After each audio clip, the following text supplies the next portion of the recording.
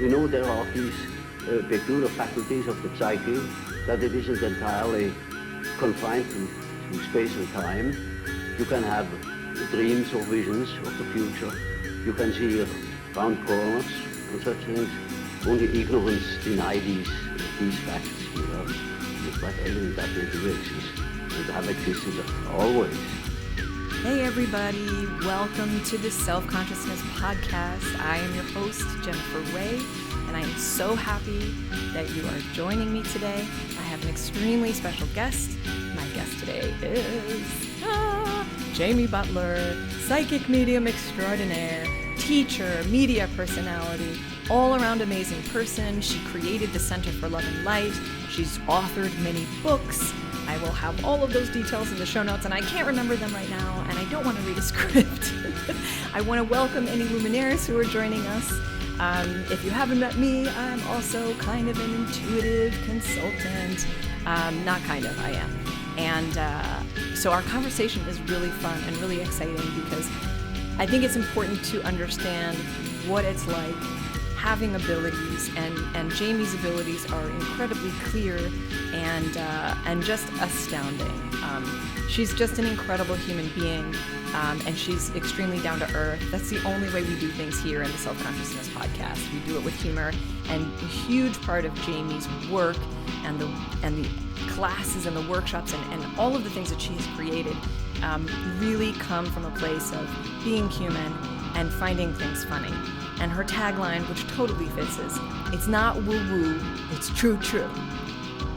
And we talk a little bit about that in the podcast. So please follow her wherever you find her. She's got an amazing YouTube channel comprised of the TV network that she created. She created all of these shows and podcasts, and now they are all available for free.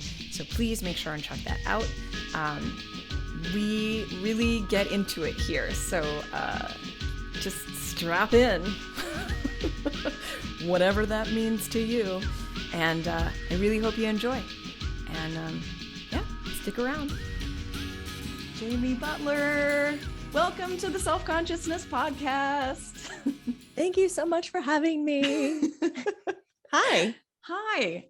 I am so happy to meet you, to speak to you, and I'm just so happy that you made the time to come on this little old show. Absolutely. Anytime we can talk about energy, spirituality, enlightenment, I'm there. Yes. Oh, this makes me so excited. So I want to talk to you a little bit about, like, your tagline is, "It's not woo woo, it's true." And I've known this since you started it. And I just want you to talk a little bit about how that tagline came about, because it just says so much. Really, it doesn't have that big of a story to tell. I was horsing around in my office with my assistant at the time, Amy Nyland. Hi, Amy. Oh, yeah. And I looked at her, as everybody says, "Oh, you do woo-woo work. You know, it's so woo-woo." And I looked up and I go, "It's not woo-woo, it's true." And we busted out laughing and stopped and looked at each other and went, "That's it.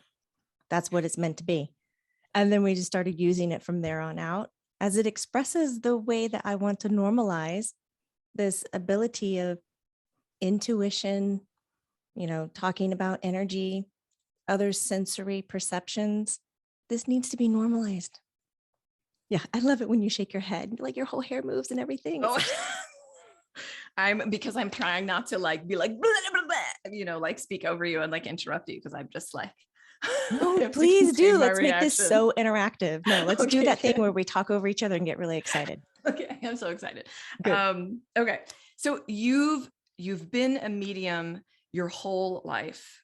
And I just want to know, how did you grapple with your abilities as a child, as a teenager, through the most difficult times of the formative years? The formative years. Yeah. As a kid, so super easy. I mean, I thought this was normal. This is what everybody else was doing. I had these people I could see and I could hear, and they taught me about life. They took care of me. They loved me. I thought others did this. And then as I got around 5 and 6 years old, where my parents were just like, "What are you doing? You're playing in your room by yourself a lot. You're playing tag with invisible people outside in the yard. You're saving seats for your, air quotes here, imaginary friends at restaurants and in the car, and you're getting really pissed when your brother is poking at them in midair. They're just like, what gives? So my mom at age 6 convinced me that she saw them, and she was able to kind of side with me and go, yeah, they're really great, but they told me that they want to stay here. We were out on vacation at Helen, Georgia, and I grew up in Central Florida. So it was a lovely 8-hour drive. And I remember wanting to please my mom. And, I love her. I love both my parents. So I absolutely said goodbye to my team. And I find it fascinating as an adult looking back and analyzing the choices that these spirits made with me at 6. Who kind of lets a 6-year-old lead? Not many people. I guess that's why they're in spirit, but they did look at me and they loved me and they said goodbye.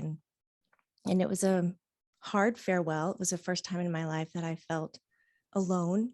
There was nobody really cheering me on, playing with me, supporting me. All of a sudden I was thrusted out into not having friends and only engaging with human people, not spirit people, because at that time my abilities just kind of narrowed heavily.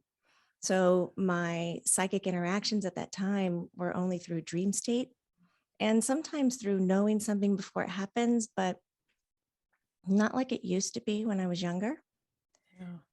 So my relationship with my mom was a little different after that, but I knew she was doing something good for me, and spirit obeyed it. They listened. They're not here to interfere, to harm, to screw with us. They really are trying to support all the decisions that you're making. Yeah. Even if you're going to think about it in dualistic terms, good and bad, and the decision you're about to make is bad in your judgment way, spirit is not going to jump in and go, wait, hold up, don't do it. Like, they're not here to interfere with us. They're here to support us no matter what. So it was really cool as an adult to see that kind of support and to see a non-judgment support. But also when I moved away to college and I started to have these visions again in my head and externally, like seeing stuff, knowing stuff, and not knowing exactly how I was doing it, but it was visceral, it was real. It wasn't like a whimsical, soft daydream. There was no curiosity about it. It was like, what is happening? I'm losing my mind. No subtlety. No subtlety. Yeah. And, sleeping with, these are things I did. I used to sleep with a vacuum cleaner extension because I could make it really long and swing it in the room and swing it through the people that I would see in my bedroom. So I would immediately know real, not real, because sometimes when I see them, they look very real, and it's terrifying to all of a sudden have a person in your room. I used to sleep with a bat because I could jut the bat out. I was always worried that I was going to wake up one day and I was going to hit something and it'd be like, oh my God, I'm getting robbed. Like, there's a bat in my house. So that's very uneasy. I called my dad after that and I was just like, I think I need to be admitted. I'm calling. Time of death of my mental health is today. Please, what do I do? 30 a.m. There you go. Yeah. And he was like, maybe not. Why don't you talk to Nana, which is his mother? Yeah. And I thought that was strange because Nana and I aren't super, super close. We weren't, but we loved each other. I'm the only granddaughter. And I reached out to her and she started telling me these incredible stories, blowing my mind. And these stories were, my grandmother was a tarot reader and she was well known. And people from World War I used to come to her and help. She would give advice. And her mother was a reader. She could see energy, but she couldn't hear it. My aunt could see and hear energy, and it was just normal that I did. And she says, I remember when you used to do this when you were little, but it was so taboo that we thought as a family to snuff it out in you so that you could have a normal life and you wouldn't have to wrestle with this. It's a big thing to wrestle. Yeah. I was furious. Yeah. I wanted to love her and kill her at the same time for getting this information, kind of like, Yeah. whole like 19 years too late, 18 years too late. But it was nice that she could provide me with some of these stories. I mean, they could have left it to my demise. I was doing a lot of drugs that I don't condone today. Yeah. Those kind, Yeah. not the light, fluffy ones. Okay. To turn those lights off, to get out of that altered state of consciousness, to dumb down so that I could be normal and be what everybody else expected me to be. And even after I started to own it and I found a teacher, Marguerite Romas in Gainesville, Florida, I started to study it, to meditate, to find my own definitions. There weren't really books published then like there is now. Oh my God. Thank you so much for publishing and having this content in commercials, on TV, in movies. Like it's kind of everywhere now, but back then it wasn't. So I sat a lot by myself in airports. Remember when you could go to an airport and go straight to the gate without a ticket? Yep. Yeah. And sit there and I'd watch people. Yeah. And I would document what their energy looked like. I'd color it down and then I would sit and go talk to them because I'm just this little single girl who, I'm not a threat. So they're going to talk to me. and I would jot down what they were going through, what they were feeling. And I started to get my definitions of what certain light, texture, shape, where it laid on the body, what it meant in conjunction to other colors, because there just wasn't that material out there. And I would go to bars as well. I wouldn't drink, but I kind of sit in the corner. I was too young to drink. And I'd mess with people. And this is where I'm not proud, but I do want to talk about it because other people who are waking up, it can be a very shocking, painful, mind-splitting experience. And you can mistreat it so easily. Like it is easier to be mean and violent than it is to be compassion and with unity. So let's talk about this. Yeah. I would totally screw with people and jab my knowledge right into their faces and sometimes into their heart, wanting that visceral response so I could understand why do I even know this? You haven't told me this. Why am I privy to your information? Like mind-boggling. Everybody, you are more vulnerable than you could ever imagine that you are. It's incredible. You're like a walking chart of information and you think you have all these secrets and you think you're keeping it in because you're not vocalizing it. Not true. There are people out there who can see you and read you. Don't be scared or anything, but you're an open book. You're an open book. Yeah.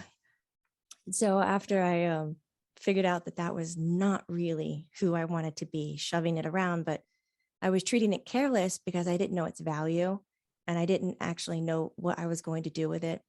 My Nana at that time was like, why don't you be the one to actually learn how to manage it and live with it rather than burying it? Yeah. She tried to bury it. My aunt tried to bury it. And of course I did with extracurricular activity. But when you get sober, life comes back. So now I dedicate a lot of my time to teaching people about their awakening or helping them wake up. And even the term itself is a little silly. It's just basically coming back to your true authentic self. Absolutely. And, not stifling your abilities. Yeah. Like letting them come to the surface.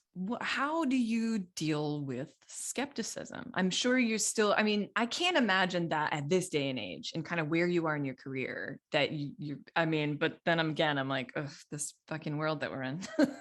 Thank you. Choice B. Yeah. Oh boy. Yeah. So what is your sort of philosophy in dealing with that? How do you sort of take care of yourself where you're like, all right, I'm not gonna get angry. I'm not gonna get triggered by these people who are just trying to, but this is kind of a personal question for me too. I wish I could say, hey, it's going to go away and you're going to build that muscle and you're not going to have to deal with it anymore, but it doesn't. People still enjoy the I don't know what I want to call it, the violence of coming at somebody with an ability that they can't understand and just trying to shred it. So it allows them to feel better about not understanding it. So when they come at me with the skepticism, I in turn celebrate them. I go, great. Oh my gosh, let's stop right there. I am so happy that you know what you believe in and what you don't. Like, let's just take a moment there and go, yeah, that's great. And they go, yeah, but, and then they want to get in on it. And I'm like, well, why do you want to get in on it when you don't connect to it? Like, honor your boundaries. Yeah. And so we go back into this talk and they get sometimes a little upset. Sometimes they're very pleased. And then feeling supported, they let down their guard and they can hear me and listen to me. But most of the time they're there just for the jab so that they can feel better. So you got to slow down and connect to what do they really need? You know, they're coming at you full force. What are they really needing? Like, they're needing to be seen and heard in some way that your natural ability and your work doesn't support. So, I mean, we've lived, you and I, outside the box for the majority part of our life. Comfy out here. Comfy, roomy, comfy right? out here. Yeah. Lots Super of room. roomy. And so we know how to play the game of getting back in the box and then outside of the box so that we can have inclusivity. Yeah. So here we have somebody who's just louder than usual. And I do my best to slow down and come from a place of compassion and connection to where they are, not defending myself. I used to come from defending myself. And then afterwards, I would feel like a nothing of a person and very small. And I would go and like cry and weep because this person couldn't believe in me. And then was I really even doing anything? Yeah. Like, is it all real? It would like shatter me. And I was like, we gotta have a sit down, Jamie. If every person coming at you is going to shatter you like this, you don't need to be doing the work. Yeah. And so I got heavily into mindfulness, compassionate communication, NVC, into therapy, learning how to sit with me. You know, we have got to believe in ourselves first and foremost. And if I was going to start teaching about that with others, I had to do it myself. Yeah. I know, right? I love that you say therapy is important because I think people don't, they would assume that people like you, like me, that are just not, you know, like we've turned away, but it's like, I have to, my therapist is complementary to everything else. She knows all this stuff. We don't talk about belief. She's like, where do I complement the work that you're doing? You know, and it's like, oh, thank God. Yeah, it's but I'm also noticing there's a lot of like psychologists and therapists who are now shifting into psychic work. I feel like those go hand in hand, and it's such an interesting because it's a mind thing, and I guess even the word psychic comes from that whole like this has to do with your mind and it's coming from your mind, but we know that it's not. It's like an engaging of your entire energetic body, right? And it's kind of like isolated to this mental thing. And I see a lot of people in that world of psychology who are sort of like starting to turn a little or shift a little on kind of what they're exploring or talking about. Oh, yes.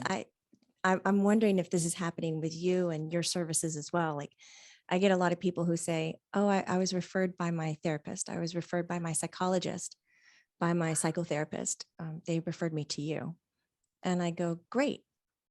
Please extend my offer to them that if it is needed, the three of us can sit down and have a discussion about the material that has come across today.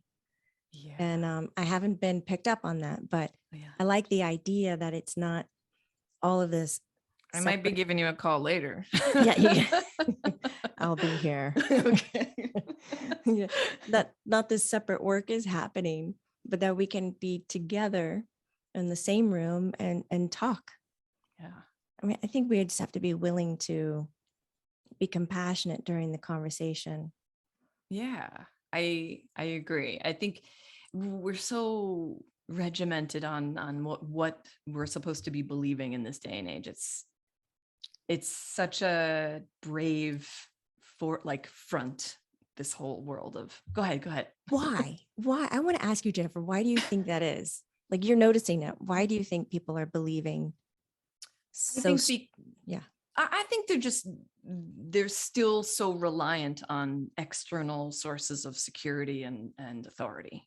I think and there's just such a disconnection between people and themselves, at least trusting themselves or, trusting themselves to know that, like, when they see a 9-foot tall, like, black shadow walk through their basement, that they're not crazy. I don't know. Like, I know that, at least for me, because I didn't, I was a weird kid, and I definitely went to sleep with sharp objects, like poking them out, just waiting for someone to come, just overly scared. I never felt alone, but I didn't have I don't see things right in front of me. I would be terrified if I did. I see them in sort of shadow, but I see them in my third eye. But it's not as strong, and it's almost, for me, sort of bringing that back and, like, really exploring it and exercising it was so difficult, because it was, like, always just my imagination. And then I was like, oh, it's not always just my imagination. So working, for me, how to separate that, what's just coming from me, and like how to pick up on what that feels like, and how that energy feels different when I know that it's coming from something else. Yes. It's sort of like a drop in. And I actually tell people this, if something pops into your head, take a second and rewind and trace back your thought leading up to that thought. And if there's nothing behind it, maybe it wasn't you. Ding, ding, ding. Ding, ding. Yeah. I mean, I will say I was skeptical. I had a family that really this kind of thing was very much shunned or made fun of. And I know now it's because they were like that. My dad definitely has abilities as well. But your video, I saw a video, I did a search on channeling, and yours was the first video that I saw. It was an Eric video, and it was the Robin Williams channeling. Oh, really? And you were the first channeler who I saw, who I believed.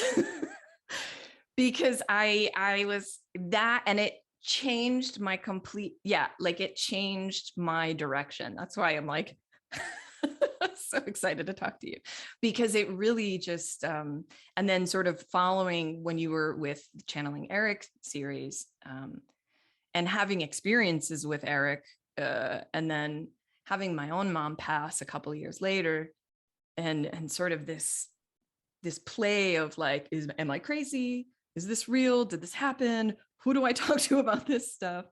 So I just want to thank you. I just want to, on the record, thank you for being a source of truth for me, because it was like, I could sense the authenticity.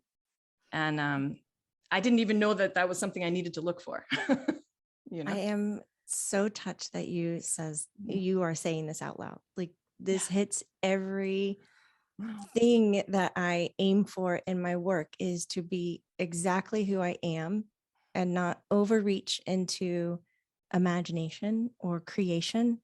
That's the hardest thing about our jobs, is being the medium, the psychic, and the translator, is that we have to be as neutral as possible and unzip from self, unzip from ego, unzip from, what the viewer might want to see or hear.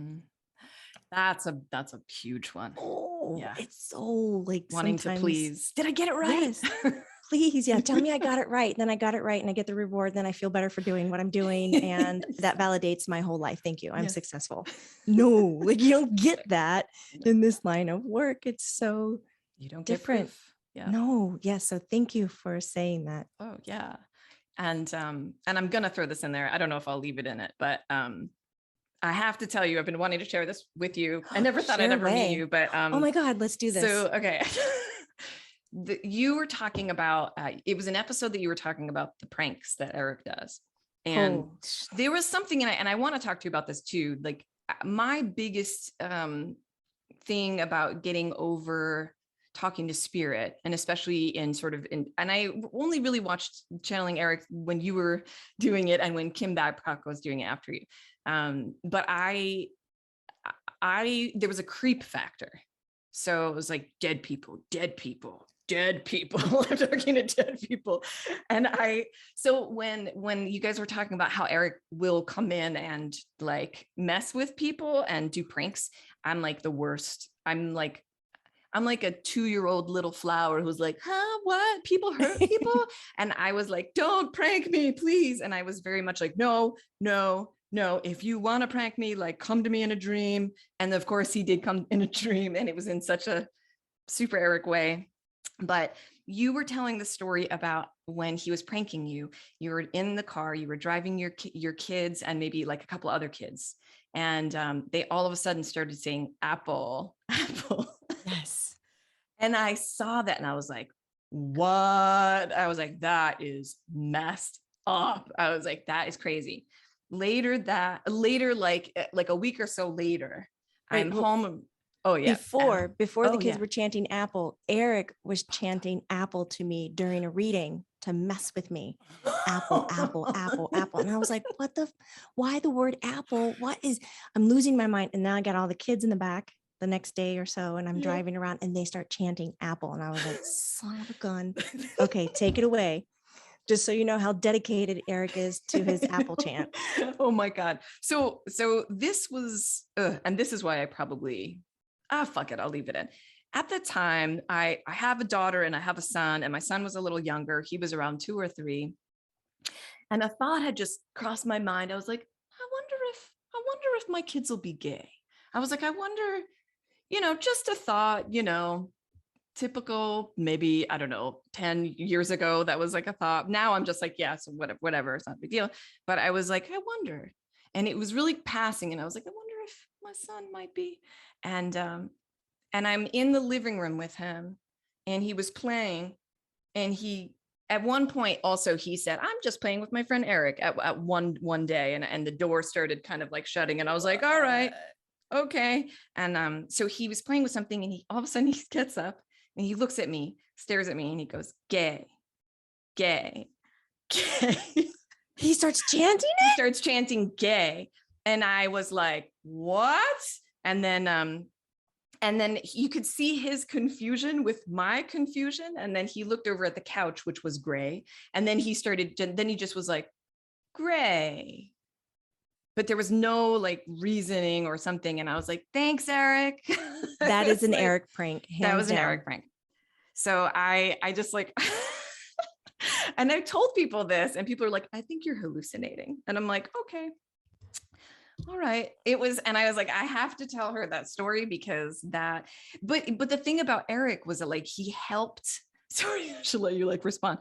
He helped me get over the creep factor.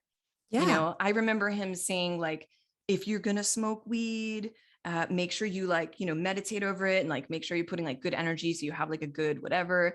And so one night I was like, I want to have a really good connection and experience.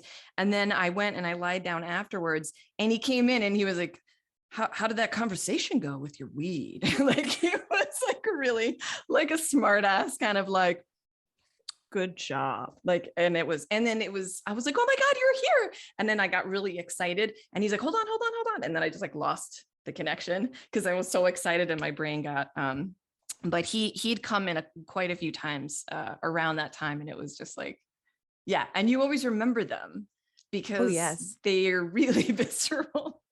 Yes. So yeah, that was they're very real. I am so enjoying you sharing these moments, because how many other people are having these experiences and they're terrified to share it with somebody because of judgment. You're weird, you're crazy, that's stupid. Yeah. You need to take medicine. I've gotten that one quite a bit. Do you think you need to be on medication? No. I don't know. Let me ask my guides. Yeah. Do I need to? Please let me remember that response next time. I don't know. Let me ask my guides. Hold on. Let me ask Jesus. They're probably like, hold on. It would be even worse if you were like, hold on, let me ask your mother, or like, let me ask your grandmother or your great grandmother. That would be more like insulting and like fucking with them. Sorry. Oh my God. I love this. Me too. Well, I wanted to come back to this creep factor, because the idea of, so I also want you to I'm like, and I wanna, before I lose you for the rest of the day, talk a little bit about the difference between channeling and trance channeling, because I don't think a lot of people know what that is, and kind of like what happens inside of you when you're like, where do you go when you're trance channeling? That's a good question. So I think from my experience, so I've been doing channeling work since my early 20s. And I initially started off with what I call an auctioneer channeling style. And, if anybody listening is interested, I have classes and I teach this. It's called Approaching Trance Channeling. Our next big one starts, I think, July 3rd. So once a week we do a lesson, and then we're going to go through all the types of trance channeling. And I started off with this auctioneer. I hear it and repeat it, hear it, repeat it, hear it, repeat it. And then it just got so fast that I wasn't even really listening to it. I was just saying it. Like, it didn't need my attention. I didn't need to understand the words or the meanings. I would just say it, but I'm still here. I'm behind my eyes. I'm laughing. I respond to it after I say it. I go, oh my, did you hear that? That's so crazy. And I know that people who are listening to me are like, Jamie, you said it. And I'm like, but did I? I'm like, I'm having a conversation. You just can't see it. Right. I'm listening to somebody else. It's just coming through so fast. And then you can do it where you are kind of sharing space. So that's what automatic writing is, when energy, spirit, source uses your hand, your arm to move the pen or the pencil. That's how they do it with other tools as well, such as the talking board or your pendulum per se. Sometimes they'll use your energy field to create the vibration to move whatever it is to express what their messages or answers are. So shared space. You can also do it where your essence, your soul, is kind of smaller. It shrinks. So when we get into any kind of channeling, any kind, you're in an altered state of consciousness, whether that's just a slight tweak, like an alpha brainwave state, where you're a little daydreaming, or it's a little bit deeper and you're alert in a theta brainwave state. And so with this alertness, as your brain waves are going slower and slower, which normally would put you to sleep, but you're alert, you have this gap. And in this gap is kind of where all the fun happens if you're talking about spirit communication. Yeah. So you can do it where you slow down your brain waves and you're kind of conscious in your body, awake a little bit, but you feel really small. And you feel that somebody else is automatic writing with your mouth and your words. Right. And you might feel like you're looking up from within your body and you can feel the jaw move. You feel all the movement that spirit's doing, and you hear your voice speaking, and you're like, but those aren't the thoughts that I'm having. And these other words are coming out of my mouth. This is really strange. But if you just stay calm and stay with it, you can have this beautiful moment where spirit is relaying messages to whomever's in the room. And of course, we set up these spaces to protect yourself and come at it with a good positive attitude. Yeah. And then the furthest kind of on the other extreme is full trance, like full incorporation is what other cultures call it. Like our Edgar Cayce, like Abraham Hicks, like Jane Roberts with the Seth material. Yeah. You check out in a way. And so this is when you are going slow brain waves, and it's so slow, you're not falling asleep. Your consciousness is just very, very thin, resting right above the subconscious. And you're just playing in that space. It's almost like the hypnagogic state right before you fall asleep. Okay. You have that moment where you're like, God, I'm so tired, but your brain is still on. And then you might see flashing lights and hear voices, or like the sound of a radio in another room, people talking. And you're like, what is that? Those are all effects from the hypnagogic state where the subconscious is pushing up, consciousness is coming down, and they're about to pass the baton to go from one state to the other. Yeah. But you're lingering there. It's usually very short, but there are exercises you can do to lengthen that. And I hit that plateau. So my body feels like it's falling asleep, like it gets really relaxed and kind of dumps out. And then I often feel a falling back kind of a feeling.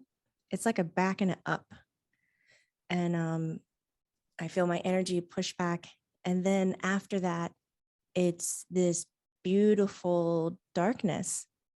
It's a sleep, but not like a physical body sleep. It is a mental, emotional, spiritual rest and repair. I like to call it the fountain of youth, and may I never age when I am there. Yeah. So I hit that spot, and then my spirit comes in. It might be 5 minutes. It might be, I've had sessions that are 4.5 hours. And I come back and I'm like, okay, 5 minutes. Were we good?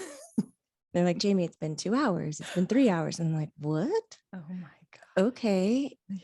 So I'm kind of ready to go. Everybody else is like, we've just been downloaded with information.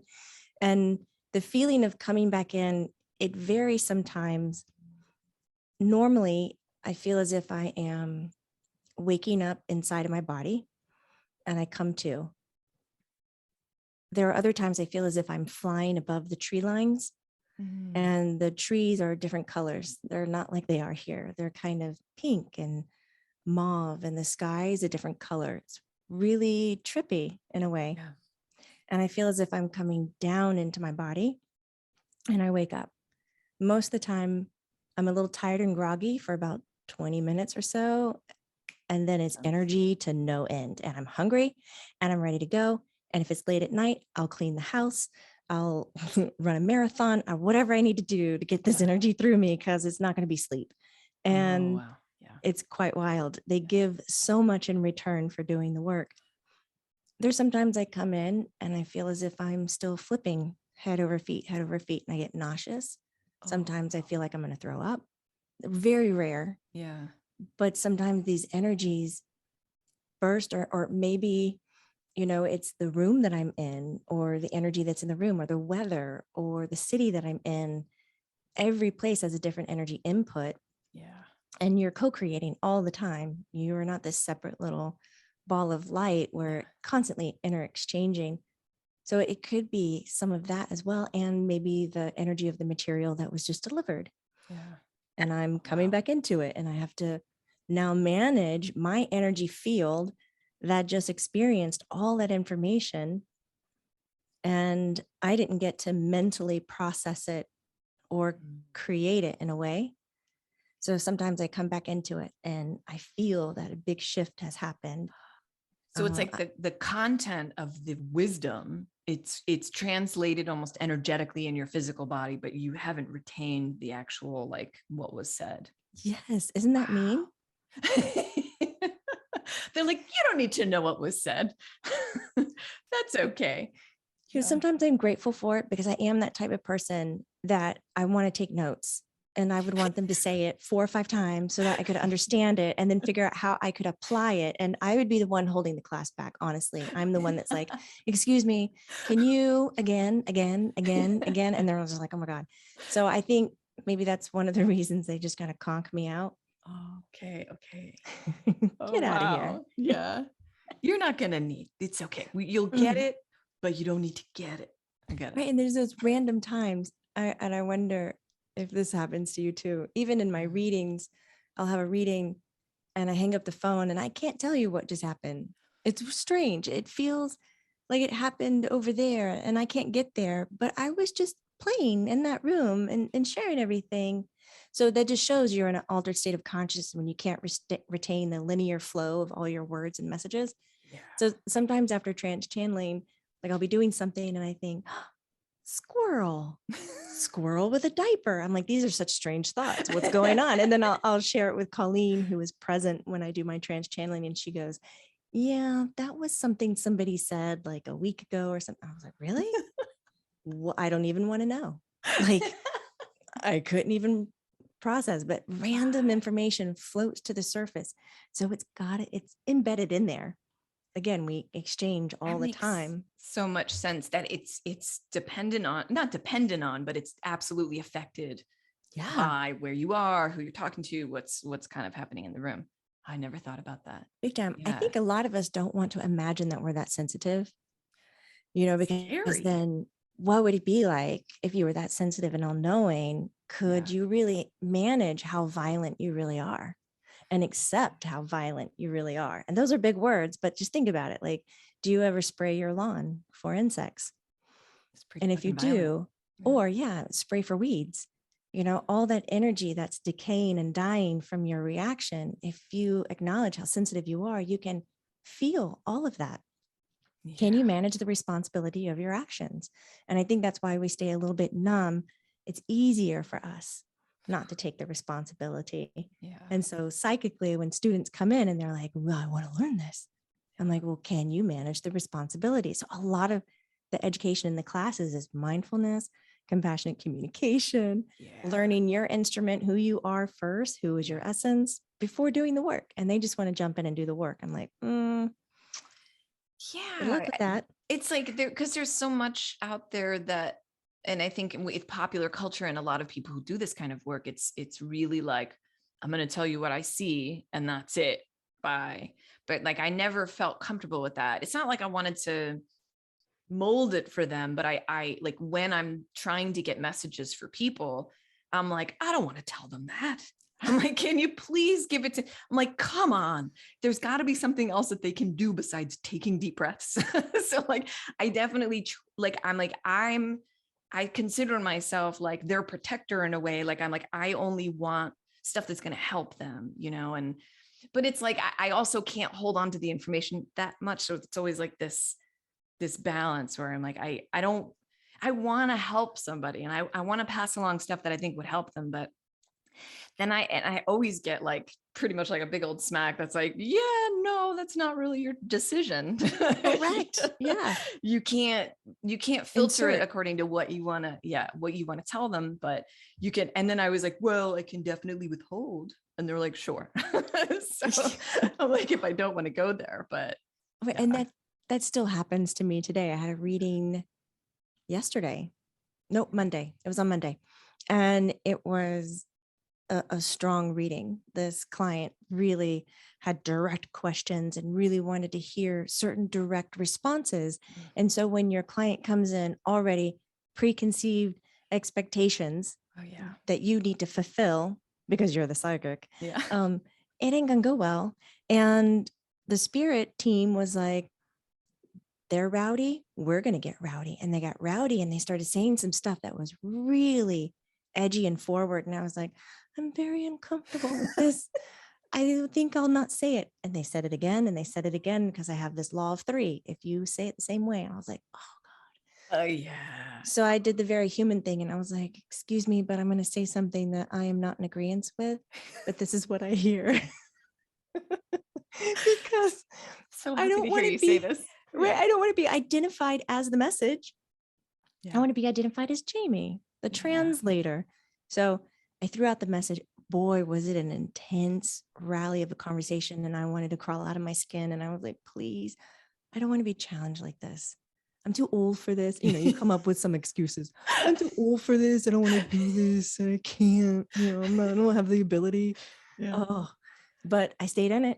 I didn't sign up for this. Hour and 10 minutes of it and hung up the phone. I was like, oh my God. And they looked at me and went, thank you. I was just going to say, like, what you just did, you built a bridge, like brick by brick, and then you had to unbuild it. And the impact of that on you. How do you take care of yourself? How do you like, when you're done with a session that's like super intense, what kind of things do you do to really like stay like this beautiful, fresh, light person that you are without being like bogged down or creeped out or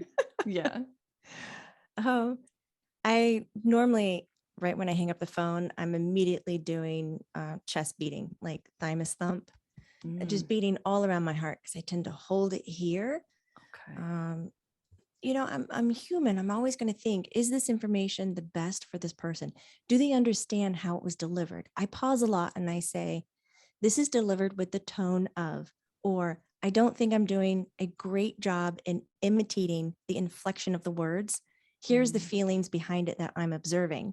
And so there's a lot of that fluff word to explain the message as it comes You in. give good context.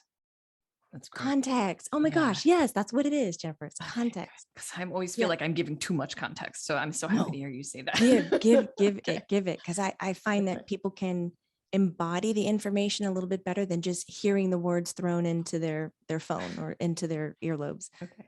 The lobes? No, you got it. Lobes. Drums? I don't know. So thymus thumping. If I can, I'll eat a little bit, or definitely water. I'm always just trying to drink. Mm-hmm. And then if it's super nutty and I can't move on, I'm immediately outside. I have to have sun. I have to have plant life. I'll pull weeds. Pulling weeds, one of my favorite go-to. And I know some people who are pro-plant are probably like murderer, but I love on them and I talk to them before we agree that this is the way that I'm going to handle my garden. That helps. I like to talk to people about it, but I find myself very hesitant for two reasons. One, I don't often share what happens in my readings. They're very private. I will never share the person's name or gender or specific scheduled time, But secondly, I noticed when I started sharing with my husband how my readings were going and what was happening, because he's safe space, right? We have this agreement. He doesn't share with anybody. And he looked at me one day and he said, I love you so much. He goes, but I cannot hear your stories anymore. He says, I can't carry them.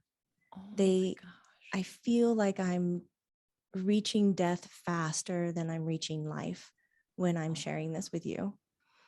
And, because we're talking about suicide and death and confusion and cancers and all kinds of things. And he just can't. And so I said, okay. And I said, here's the deal. When I come home and I don't get out of the car or I stay in the yard, don't come get me. Let me do what I need to do. And sometimes I'll sit in the car and cry my eyes out before I get out and pull weeds. And then sometimes I'm in the yard for like 2.5 hours before I can even come in the front door.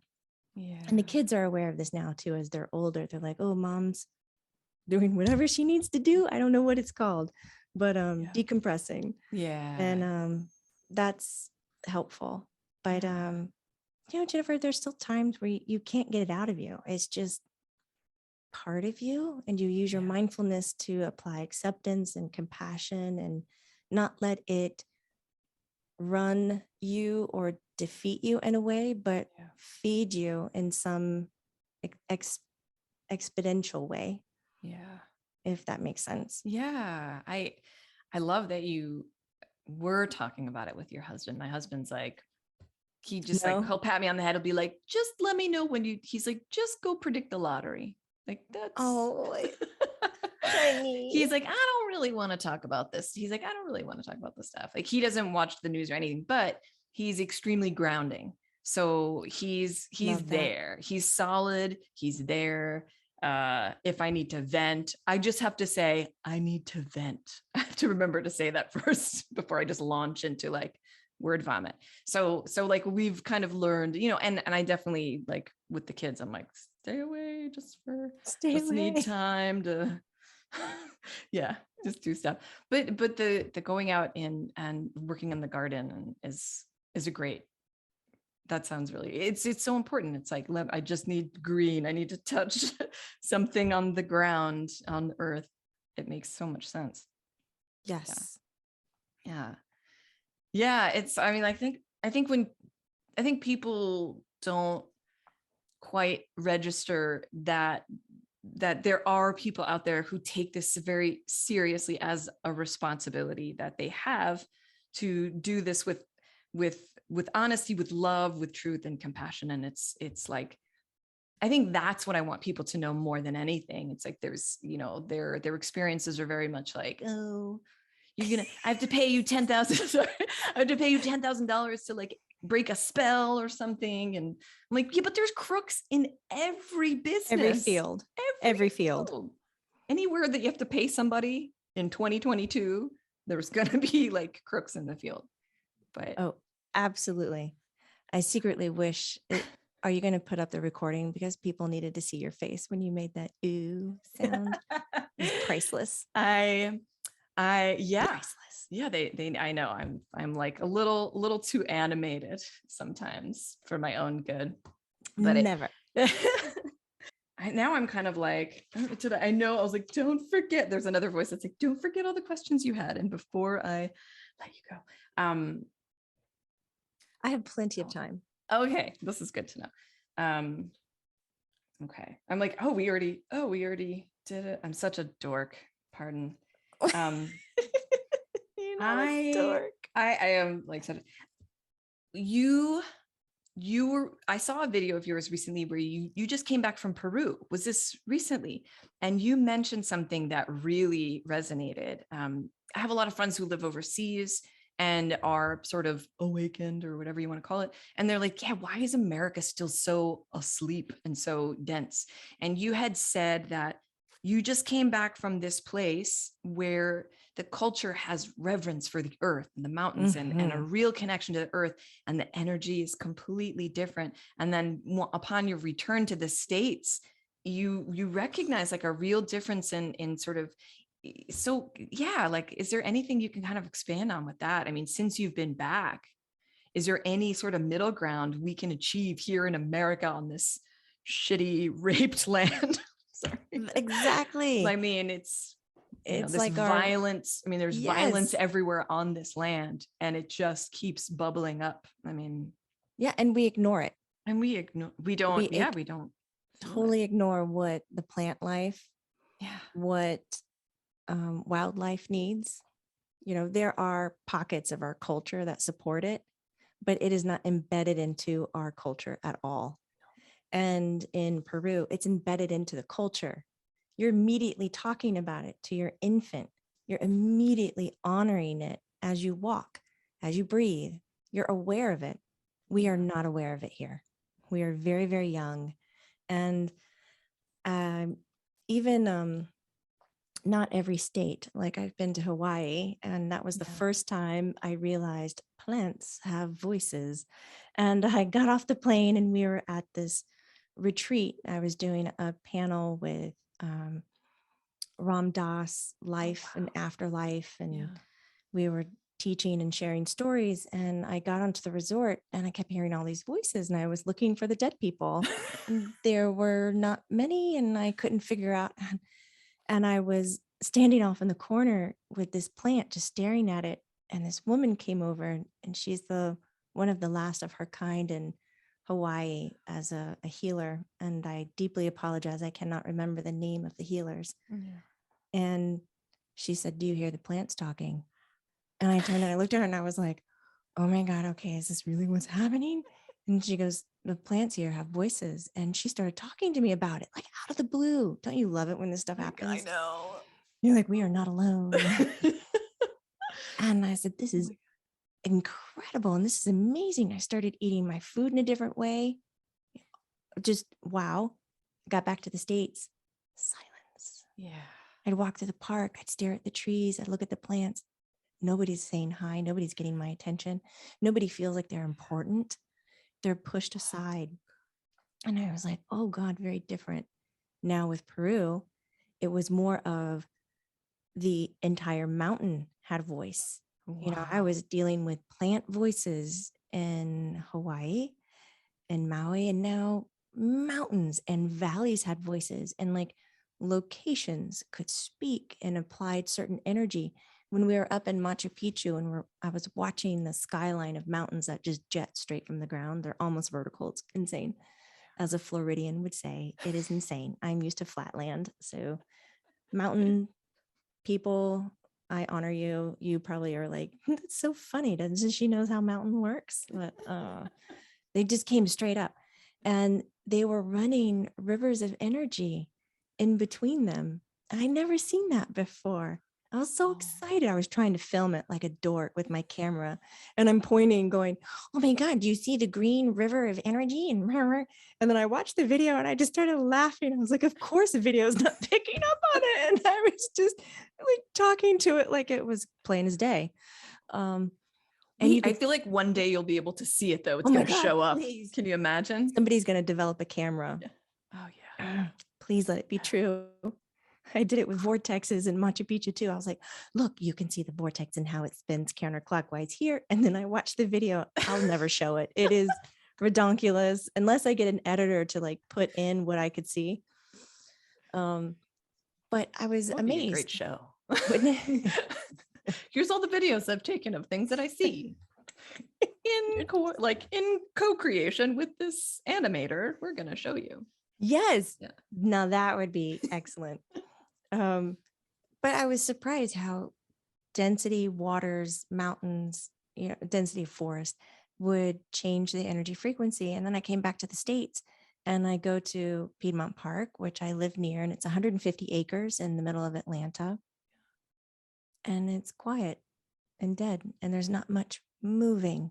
You can find little pockets and clusters of some of like a glow of energy, but it's not going, I have knowledge to give you, and I have education, and I am sharing with everybody walking by, and I own this place, and they're just so abused. Wow. Ooh. So when I got back, I looked at my husband and I was like, okay, now we've agreed. Like, he was born in Africa. He lived in Europe and Canada. He grew up mostly in Brazil. Now he's in the States because of me. Yeah. I'm like, okay, we've agreed to be here. How long do we stay? I'm like, what? I'm recognizing it and I need more of what I found in Peru. I can't do this. So either we buy land and I help and I bring back the importance of the earth and what it's offering. And I am not a Gaia girl. Like, I just don't have this kind of natural earth talk, even though I love nature tremendously. Same. But I never learned all the like earth ceremonies and the astrology and moon and sun stuff. Like, yeah, but I can feel its effects. That's all I need. Yeah. Now I just will slowly figure it out for the rest of my life and help this new piece of property that I'm going to find. Yeah. And I'm like dreaming right now, Jennifer, of creating houses off the grid neighborhood and rebuilding the Center for Love and Light and just showing people how we can not damage the earth, but use its resources to help us thrive. Yeah. And people are coming forward to help. So I'm hoping by the end of this year, I might be doing some deposits. You're slowly raising your hand. You're like, I think I will do Are that. you reading my mind, Jamie Butler, psychic medium? I could be. I think there's a lot of people's minds out there craving and wanting this, but we're not seeing it being built. So many people are leaving America right now. Yes, because America's spoon feeding the same old shit, and we're evolving finally, and it's not working. Yeah, it's not working. I feel like communal living is like all I've been sort of thinking about. Like, I want to buy land. I want to buy something where we can just have space or, and there are communities starting to do this in terms of like communal living. And I've kind of looked at like eco villages, I think they're called, and things like that. But with the intention of like bringing back that sort of connection to the land in a really energetic way is like, wow, like forgiving whatever happened on that land, or I'm like, ooh, I have so many ideas. Like when you meet that land, because it's going to be an energy that you're meeting, and what can I do to help you, land? Exactly. Like, what kind of rituals do you want? I feel like I've been around some areas that really strike me, because I'm definitely in an urban area. I'm in Jersey City. It's outside of New York. There's no green anywhere. We have a lot of like parks and stuff, but there's an area that I'm kind of like, I remember I was talking to the trees on this hill around this gazebo. And I'm like, I felt like they wanted a present, because I'm not very like learned with the rituals and what I'm supposed to do and when. Same. Yeah. But I think that because you have the connection anyway, you'll always know what you're supposed to be doing, and it'll shift and it'll always be correct in a way.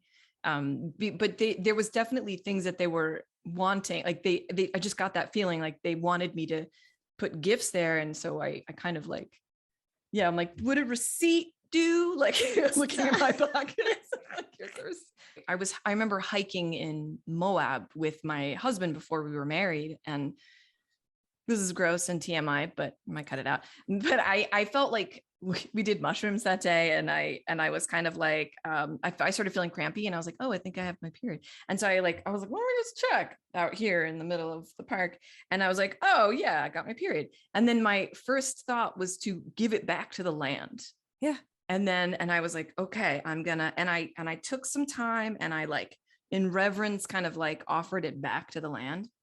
And a year later, I got pregnant with my first child. And I know that that's when it happened for some reason. It was like a weird, anyway. It's a beautiful connection. And It's a beautiful connection. I think some people might think it gross because they don't know how to accept the women's cycles, but you are not the first culture to offer that up and see that as a sacred I mean, I think that's another thing that's been coming through for me is that women offering their blood in the past was what helped crops grow.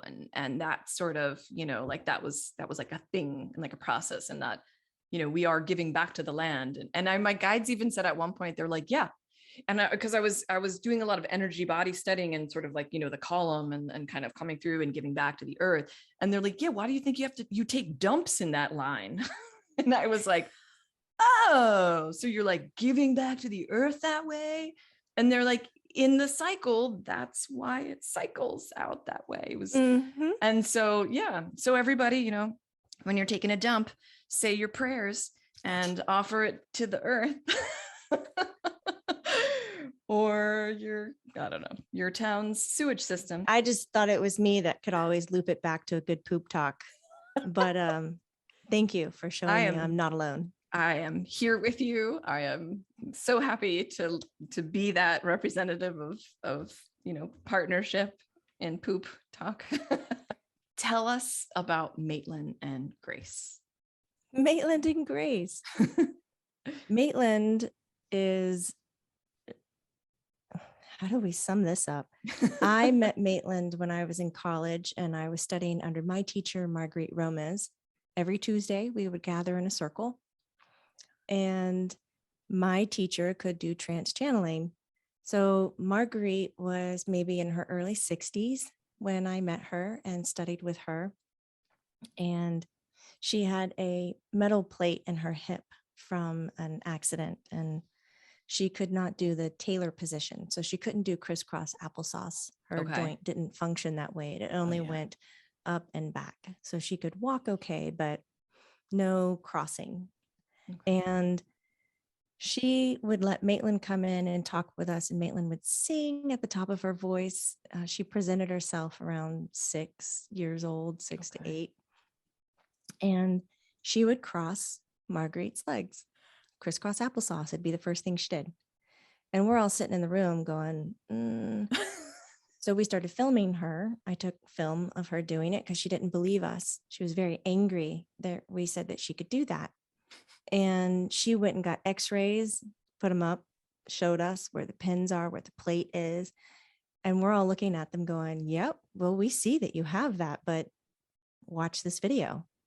And it was amazing. And then finally, after a few of those sessions, Marguerite looks at me and she says, you can do this. And I said, that's okay. I don't want to. And she goes, but you can. She goes, come next week. And I was like, might not. But I came, and she put me in the middle of the room and walked me through kind of this hypnosis process where I got into an altered state of consciousness, and I could feel the energy in my spine shift. And it was as if Maitland crawled into the top, and my body started singing and doing all of these things. And I kind of blacked out. And then when I came to, she said, Maitland gave a message to 20 people individually, one by one by one, over the last 2 hours. And it was beautiful. Thank you so much.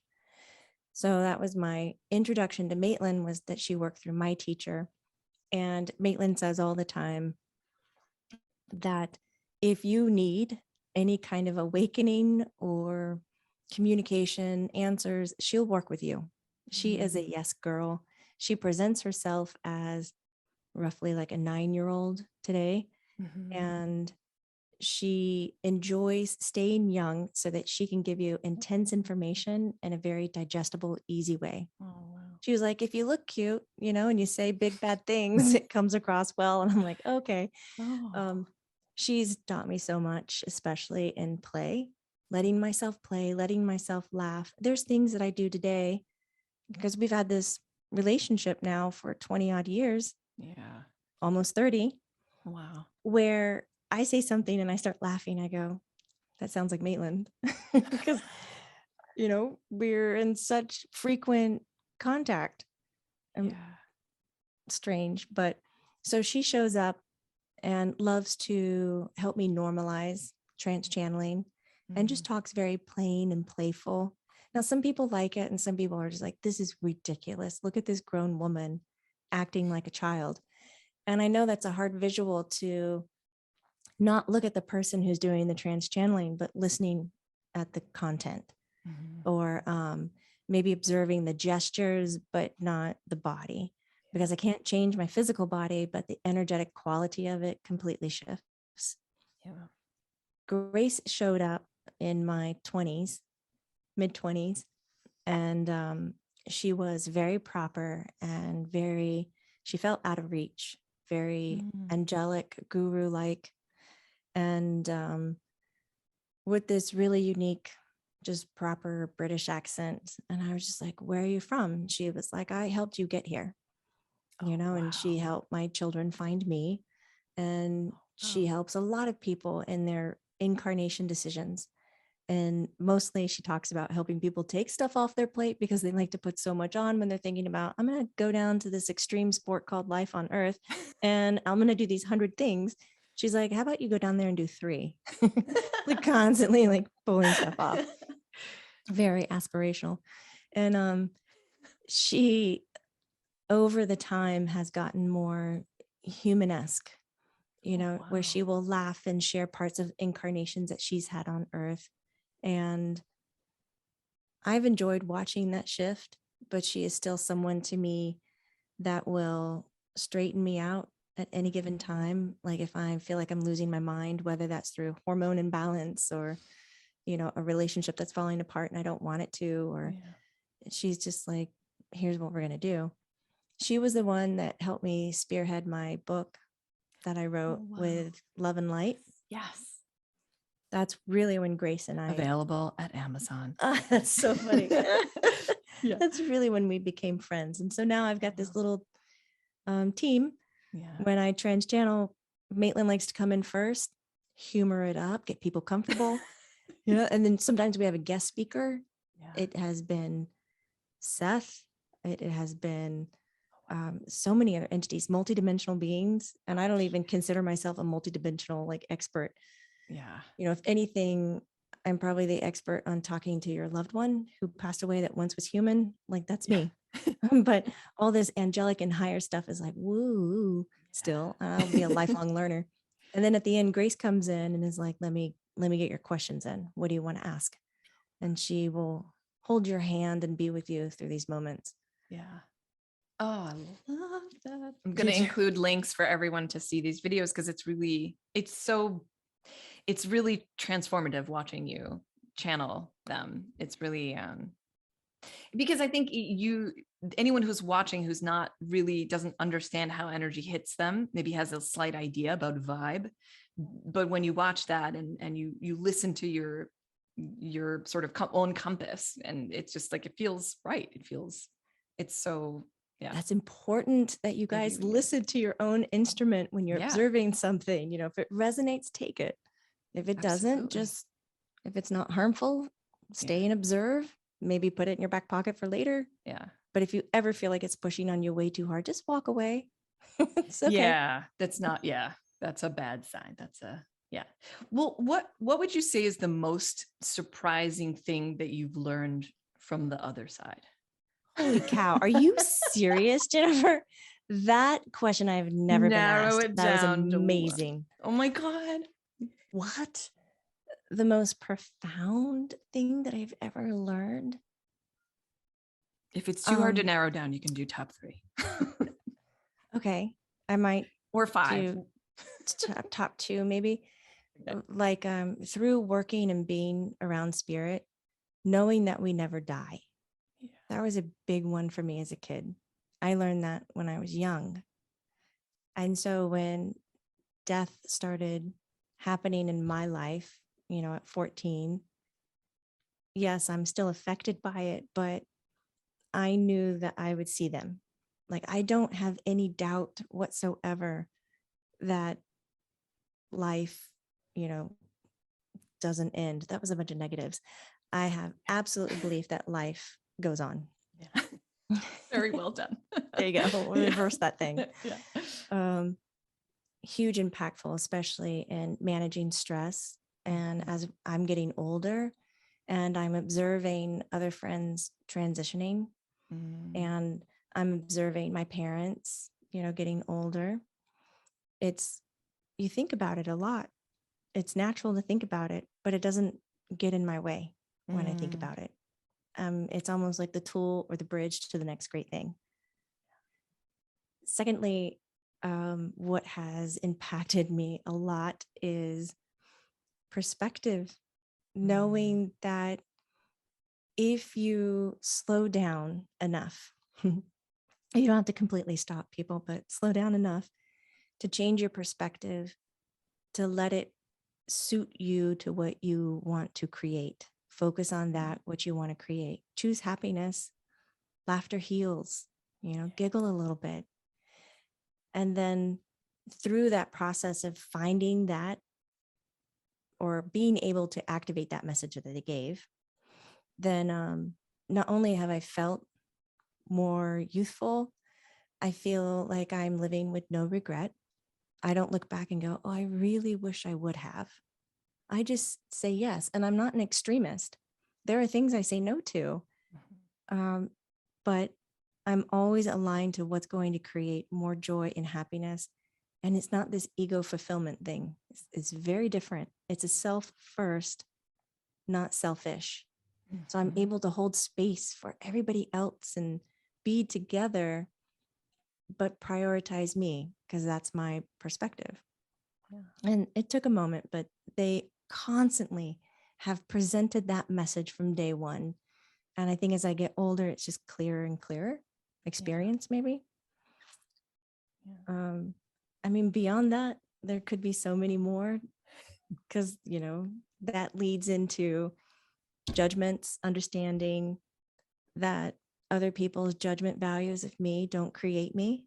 And I probably learned that one in my 30s, just last decade, blah, blah, blah. Because I used to present to people that I bagged groceries at Publix, which is a grocery store here. And that's easy to say. And there's not going to be a follow-up instead of saying, actually, I'm a medium and I speak to dead people, because that's a whole conversation. But I would lie to people to avoid their judgment. I do not do this anymore. I do not need to. Have your judgments, people. I celebrate you. Do it. Label me all you want. It will not define me. I define myself. Yeah. And it's just a internal fact for me. It's part of my reality. So top 3 right there.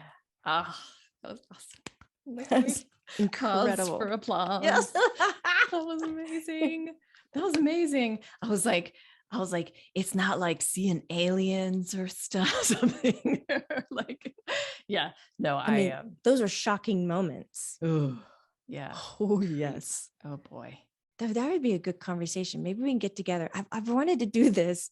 And because of the entities that I have seen, I can't explain. And like I mentioned before, I'm not really that big of an expert in multidimensional beings, but I would love to show or list what we've seen. Yeah. And it'd be great to get people to respond back and go, yeah, me too, or this or that. Like, yeah, is there a handbook on this? I know. It was like handbook for the recently awakened or something, instead of like handbook for the recently deceased from Beetlejuice. That's a book idea. Oh my God. That's who I was for Halloween. I was the receptionist and I had the handbook for the Oh my God. Yes. My Little Accident. Oh my God. That is so funny. I just watched that movie again recently. I was like, still holds up. It still Still does. I was screening it to see if I could show it to my kids. I'm like, maybe I'll wait. But yeah, they're 11 and 13. So I'm like, Oh, you're right on the edge. I think I'm going to wait. I'm very strict with what they're allowed to see. And then that stuff. would not be it. Yeah, probably not. Yeah, there's a little.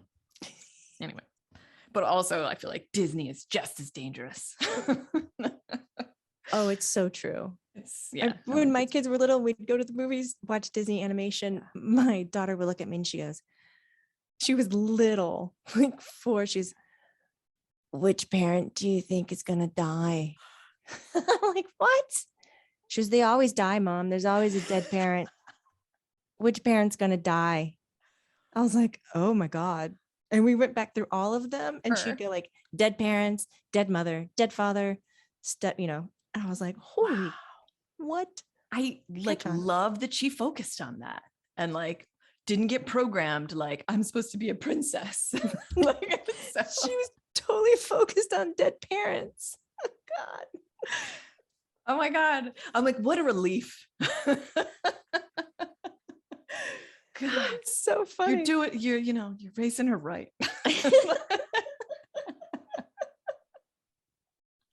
That's really, really funny. Oh my God.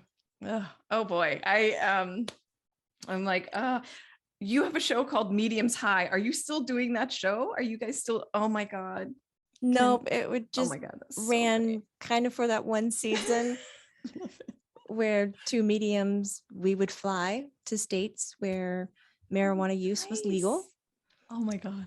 And we would partake in it after praying through it and sensing its frequency and then have some fun with it.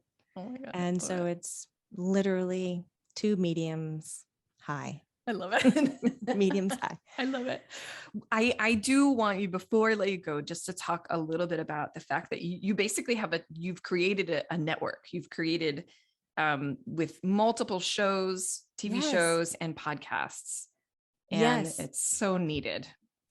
It is. It's been on hiatus now for 2 years. I'd love for it to come back to life. What hasn't? Yeah. I know. I don't have the space anymore. We had to close up everything for COVID. So that was kind of a hard pill to swallow, but a great movement towards something else. Yeah. And the Lighter Side Network, I created it because, yes, I wanted news that was more on the lighter side, more honest, more authentic. Yeah. But I wanted people straight from their fields to talk. Just like how you show up on your podcast, you talk straight from the hip, from your experiences. But most of the news that we get is written. It's from this sensationalized experience. And then you start to believe that you need to be up there. And if you're not having those kind of interactions, then you must be broken. Yeah. And you're not. So how could I collect people from their healing field, from their motivational, from their therapeutic field, from their nursing field?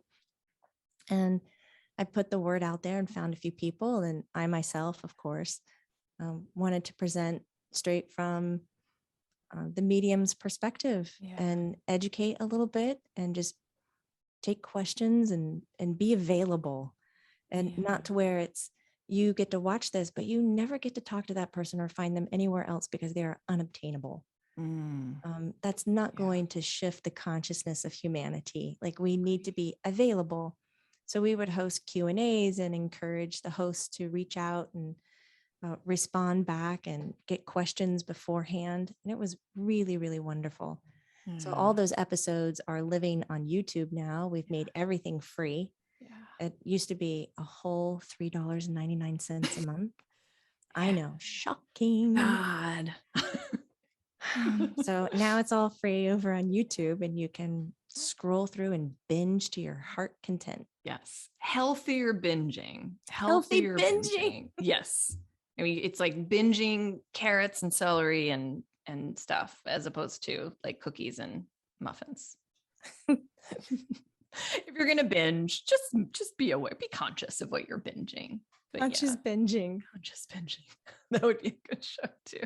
That is a good show. Man, we've created so much right here. I know. Just keep it going. I know. Let's just come on. Like, what else? I'm sure well, we're co-creating it. It's yeah. I'll definitely include information about the channels and everywhere where people can find you. And Thank you. in terms of courses coming up, so you had mentioned that there's going to be maybe like a trance channeling happening around July, but you do have some other stuff coming up that people can kind of look up, and you're also on Learn It Live, right? I took a couple of my classes Learn there. It Live. Yeah. Oh, thank you. Yeah. So yes, we have channelings up over on Learn It Live, so you Yeah. can go there. I think our next channeling is a remote healing, actually, so it's not really a channeling. Nice. But they're usually done on Fridays. I think over the summer I'm going to do them on Wednesdays. And then I have Reiki level 1. Nice. On Learn It Live. It's a Saturday workshop if you want to learn energy healing techniques. And that's on June 11th. And then Reiki 2 is going to be 21 days later. So Nice. a full day workshop. And approaching trance channeling starts July 3rd, every Wednesday, Eastern Standard Time at noon. Nice. For 16 weeks.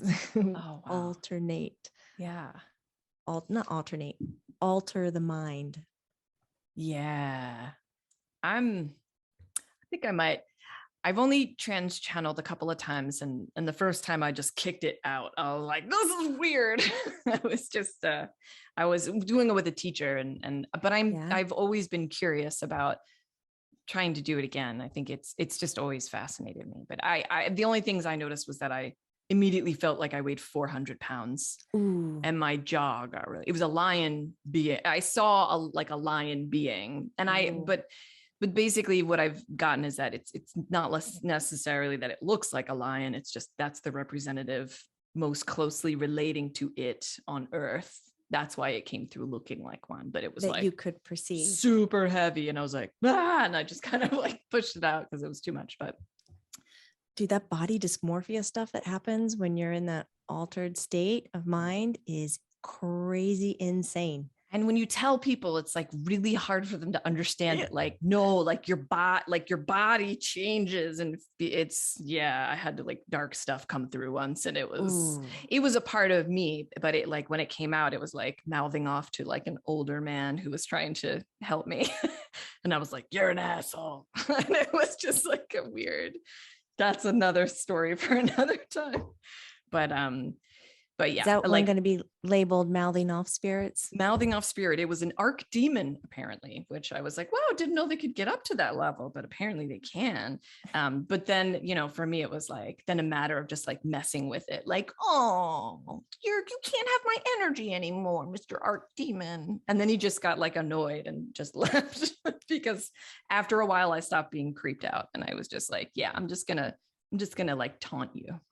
Do you still listen to yourself like this? And part of you goes, oh my God, I can't believe you're saying this.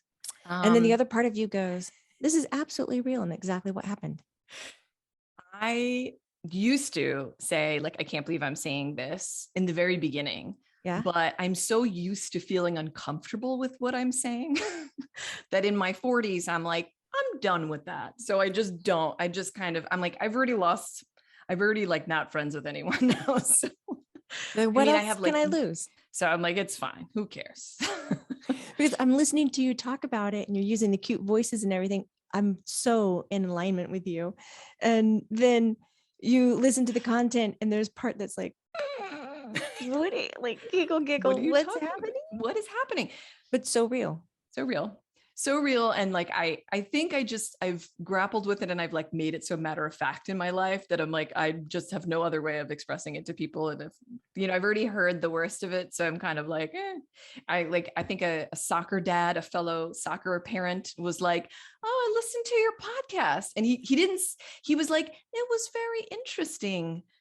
Yeah, I can see how it's a very specific perspective. And I said, thank you. But I didn't mean thank you because he wasn't complimenting me. He was just saying that it was a thing. It's a podcast. He was like very gentle with his words. And I was like, but I meant like, thank you for listening. I was like, I'm like, I'm so used to people thinking I'm weird at this point. It's my baseline. So your mode of operation. It really is. It has become that. I love it. Yeah. Thank you so much for being here. I want to talk to you for like another 3 hours. Maybe we can both trans channel and then like not feel the time go by. Yeah. Dual channeling. Dual channeling. We'll have like 7 people talking. It'll be great. But thank you again for letting me be here and be on the podcast. I really appreciate it. It just lights me up to know that people still want to talk about this and have fun with it. Like you are everything that I support, and we'll be shouting it from the rooftops to have the Luminaires come listen in. Oh my gosh, thank you so much. You're welcome. Like I'm all sweaty. You are. I go right to awkward. I'm like, thank you so much. I'm sweating everywhere. Thank you so much, Jamie. You're welcome, Thanks so Jennifer. much. It's not woo-woo. It's true. You have to say it at least really once. Okay. It's not woo-woo. It's true. Nailed True, it. true. Awesome. I could sleep. I could sleep. I could sleep. I could sleep. When I lived alone, is there a ghost in my house? I could sleep. I could sleep. I could sleep. I could sleep. When I lived alone, is there a ghost in my house? When I lived alone, is there a ghost in my house?